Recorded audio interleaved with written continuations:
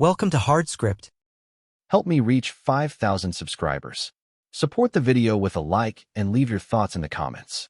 I came home late that night, later than usual, the kind of late that leaves no room for excuses. The porch light cast a dim glow across the driveway as I stepped out of my truck. The house was silent, but the moment I turned the key in the door, I knew she was waiting. She stood in the entryway, arms crossed, eyes blazing, her voice sharp enough to slice through the air. "Where were you?" The words weren't concern. They weren't fear. They were accusation, as if she had rehearsed them 100 times in her head. I dropped my keys on the table, looked at her calmly, and replied with a sentence that froze her in place. "Looking for a faithful wife." The silence that followed was heavier than any shout could have been. Her jaw clenched, her lips parted, but no sound came out. She blinked rapidly, her body stiffening like she'd been caught under a spotlight. And in that moment, I realized something. This wasn't about me coming home late. This was about her guilt boiling to the surface. For weeks, I had noticed the signs. The quick shift of her phone screen when I walked into the room. The sudden late meetings that had never existed before. The way she dressed sharper for a trip to Target than she ever did for dinner with me. I hadn't said a word, hadn't called her out, hadn't demanded explanations. I had simply observed, letting the evidence pile up quietly in the corners of my mind. And now, standing in front of me, her eyes betraying every secret she thought she had hidden, I saw the fear. Not fear of losing me, but fear of being exposed. I walked past her without another word. She spun around, her voice trembling now, asking if I was serious, if I really believed what I'd just said. I didn't stop. I didn't answer. I went upstairs, loosened my tie, and stared at my reflection in the bathroom mirror. For years, I had been the man who forgave, who overlooked, who patched cracks in a wall that had been crumbling long before I noticed. But not anymore. That one sentence had shifted the balance. She knew it. I knew it. And for the first time, she realized I wasn't playing her game anymore. Downstairs, I heard the faint sound of her pacing, her phone buzzing, a muffled sob she tried to choke back. But I didn't move. I didn't comfort. I didn't ask. Because tonight wasn't about her tears. It was about my silence. And my silence had just become louder than any truth she'd ever tried to hide. The next morning, the house was quiet. Too quiet. She moved around the kitchen like a stranger, setting her coffee down harder than she meant to, scrolling through her iPhone as if it could shield her from my silence. Normally, I would have tried to fill the void, small talk about her day, a compliment, some attempt to smooth things over. But not that morning. I sat at the table, dressed for work, sipping my coffee in complete calm. She glanced at me once, waiting for me to say something. When I didn't, she cleared her throat and muttered about errands she had to run, about needing to stop by Walmart later. Her words bounced against the walls and fell flat. I stood, rinsed my cup, and left without a goodbye. On the drive to work, I replayed the look on her face from the night before. That flash of panic when I said faithful wife. It wasn't indignation. It wasn't outrage. It was fear. The kind of fear that comes from recognition. She knew I had caught something she thought she had buried deep. At lunch, I met my friend Chris, someone who had seen more than I realized. He didn't mince words.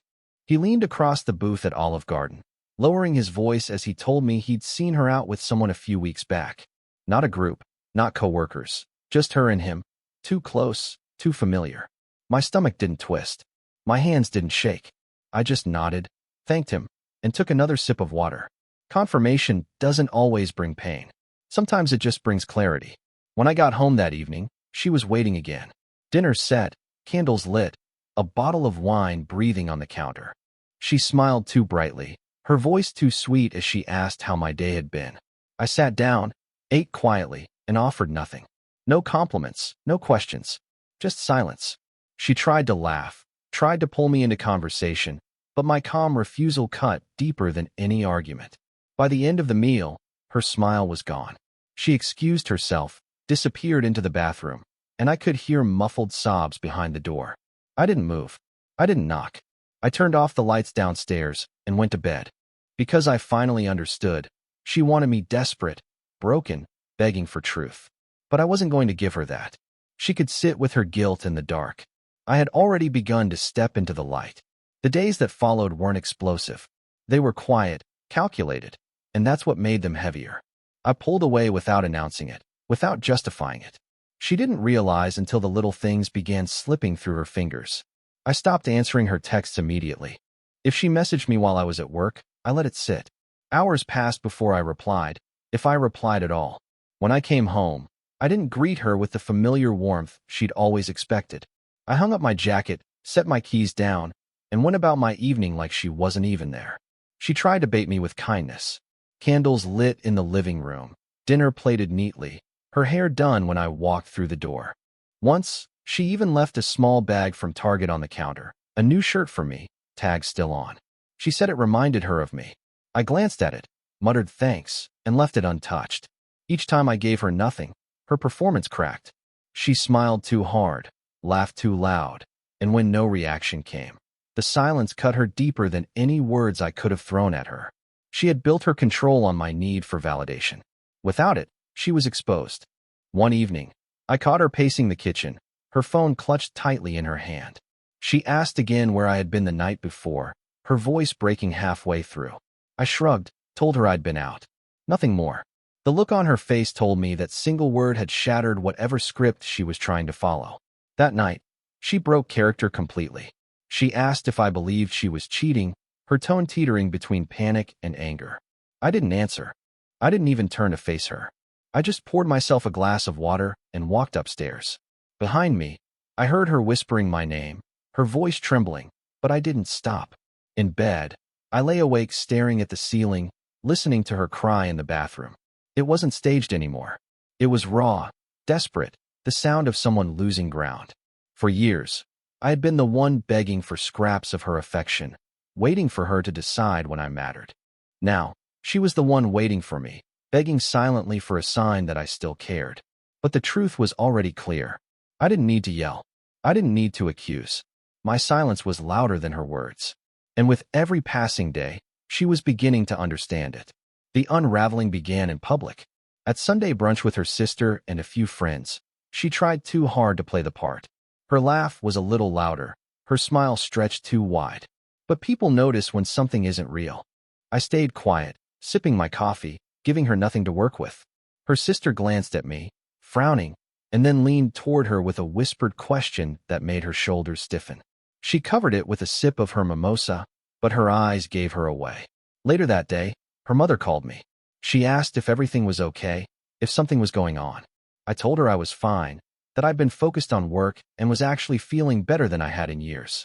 She hesitated before saying her daughter seemed anxious lately, restless. I didn't elaborate. I let the silence linger until she changed the subject. And I knew that silence would come back to haunt my wife later when her mother pressed for answers she couldn't give. That evening, I came home late again. She was waiting in the living room, her hair curled, her dress carefully chosen, as if the right outfit could rewind the clock. She stood when I walked in, asking if we could talk, if we could start over.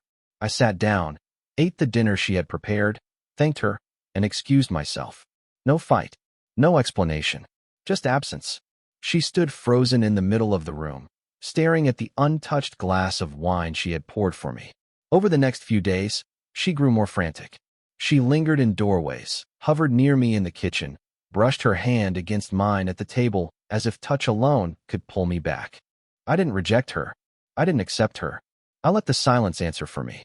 And each time, I watched her retreat, her composure cracking further. By Thursday, she couldn't hold it in anymore. She cornered me in the hallway, her voice trembling as she asked if I still loved her. I didn't answer right away. I folded my shirt, placed it neatly on the dresser, and only then looked at her. I told her calmly that love didn't look like what she had given me. And then I walked past her. Her knees buckled slightly, as if the air had been ripped out of her chest. She didn't chase me this time. She just stood there, silent, finally realizing that my detachment wasn't a performance. It was permanent. By the end of that week, her control was slipping in ways she couldn't hide.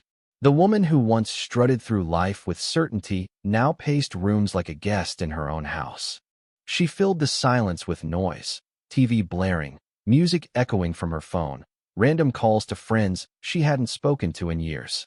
But the moment the sound stopped, the emptiness pressed down harder than before. One night, her car broke down. She stormed inside, her voice sharp as she shoved her phone at me. saying she needed help immediately. I was sitting at the table, calmly scrolling through my emails. I didn't move. I told her she was capable, that she'd figure it out. Her eyes widened as if I had spoken a foreign language. She left in a rush, called a tow truck, and paid the bill herself. Later, I found the crumpled receipt on the counter. For years, I had quietly solved everything. That night, she learned what independence truly cost. At dinner a few days later, she tried again. A home-cooked meal, candles lit, her hair styled like the early years of our marriage. But halfway through, she faltered. I didn't offer compliments or small talk. I ate quietly, thanked her, and stood. The fork slipped from her hand, clattering against the plate. She sat there frozen, watching me leave the table before dessert. The silence was louder than any rejection I could have spoken. Her sister texted me the next day. She said she was worried, that my wife seemed fragile and unlike herself. I didn't offer details. I told her everything was fine on my end. And I knew those words would circle back like a mirror she didn't want to face. That night, she tried one last performance. She sat on the couch with Netflix paused on the screen, 2 glasses of wine already poured. She smiled weakly, gesturing for me to sit. I looked at the setup, told her I had work to finish, and walked upstairs. Behind me, I heard the sharp intake of breath, followed by the silence of someone who knew they'd just lost their last card to play. For years, she had rationed affection, pulling strings to keep me bound to her orbit. But now, I was untouchable. And the irony was bitter. She was the one begging for scraps, while I was already gone in everything but name. By the 3rd week, the performance was collapsing everywhere she went. Her friends noticed first. At brunch, she laughed too loud, her smile strained, but her eyes kept flicking toward me, searching for something I no longer offered. One of them whispered in her ear, and I saw her shoulders tense before she drowned the moment with another sip of her drink. Later that evening, her mother showed up unannounced. She pulled me aside, her tone sharp, asking if there was someone else, if that was why her daughter seemed so broken. I told her calmly that I wasn't the one who had changed. Her eyes narrowed, then softened as she turned toward her daughter, who stood behind her looking small and desperate. The disappointment in her mother's face was heavy, and I knew it cut deeper than anything I could have said. At home, she tried harder. She hovered near me constantly, brushing her hand against mine in passing, lingering in doorways as though proximity could force connection. One night, she asked if I was still willing to fight for us. Her voice shook, her words trembling in the space between us. I didn't raise my tone. I didn't accuse. I told her history doesn't erase betrayal. The sentence hung in the air, cold and final, and she broke down right there at the table, covering her face as tears spilled through her fingers. I didn't move to comfort her. I stood, rinsed my plate, and left her there. Her panic only grew. She began flooding her social media with photos, new outfits, fake smiles, captions about living her best life. But the cracks were obvious. The likes slowed, the comments thinned. Even strangers could see the facade slipping. That night, I came home late, my truck headlights sweeping across the empty driveway. She was pacing inside, her phone clutched tight in her hand. When I stepped through the door, she demanded to know where I had been, her voice sharp, almost frantic. I set my keys on the counter, looked at her calmly, and told her I was busy. Nothing more. Then I walked past her. Her sobs echoed through the hallway as I climbed the stairs, but I didn't stop. For years, she had used silence as a weapon, leaving me in the cold whenever she wanted control. Now, silence belonged to me, and it was slowly consuming her. By then, the walls of her control were crumbling. She no longer carried herself with confidence. She moved like someone waiting for judgment. I watched her pace the kitchen at night, pretending to tidy counters that were already clean, pretending to scroll Amazon when her eyes barely tracked the screen. She wasn't shopping. She was drowning in her own silence. One evening, she tried to corner me again. She stood in the hallway, blocking my way, her voice unsteady but sharp enough to mask the fear. She asked if I still loved her, if I even saw a future for us. I didn't answer right away. I adjusted my jacket, slid my watch onto my wrist, and only then looked her in the eye. I told her quietly that love didn't look like betrayal. Then I stepped past her without another word. Her breath caught, and she stood frozen as I walked out the door. That was the moment she realized I wasn't holding back anger. I wasn't punishing her with silence. I was simply gone. I spent that night at a cheap hotel downtown, nothing more than four walls and a bed that wasn't ours. I turned off my phone and let the quiet stretch into the early hours. No interruptions, no explanations, just peace. And as I lay there staring at the ceiling, I felt lighter than I had in years. When I returned the next morning, she was waiting in the driveway. Her hair was a mess, her eyes red, her phone still in her hand as if she'd been calling me for hours. She demanded to know where I had been. I told her calmly that I needed space. Her voice cracked as she asked if there was someone else, if that was why I was pulling away. I didn't answer. I didn't need to. The silence was sharper than any denial or confession. That night, she tried to reclaim her image online again, posting a picture at Starbucks with a caption about new chapters. But the comments were thin, the responses muted. People weren't buying the performance anymore. And she knew it. In the past, I had been the one begging for her attention, waiting for her to decide when I mattered. Now, she was begging for mine, chasing shadows of a man who had already left in every way that mattered. Her mask was gone by the fourth week. The woman who once strutted into every room like she owned it now shrank into corners, her voice faltering when she spoke. At dinners with her friends, the laughter didn't come as easily. They glanced at me, then back at her, their smiles strained. One even asked if everything was okay. She forced a laugh, deflecting, but I saw the way her hand trembled around her glass. The cracks weren't just visible anymore, they were spreading. At home, she tried to overcompensate. I came in one night to the smell of a full dinner, the table set with candles, music humming low from the speakers. She stood there waiting, a forced smile on her face. I sat down, ate quietly, thanked her, and left the table before dessert. Her fork clattered against the plate as she realized nothing she did could pull me back. Later that evening, her mother called again. She asked if I was treating her daughter right, her voice sharp, almost defensive. I told her calmly that I had been nothing but steady, that the only thing that had changed was her daughter's mask slipping.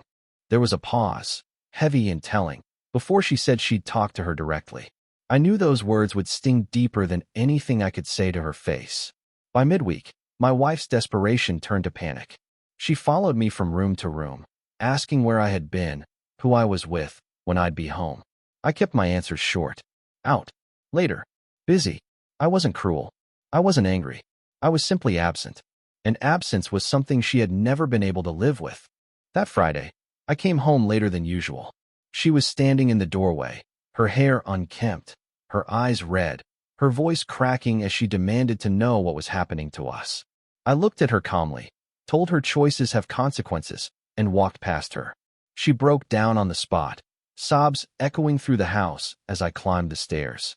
For years, she had wielded silence like a weapon, rationing affection, making me beg for scraps. Now, that same silence was her cage.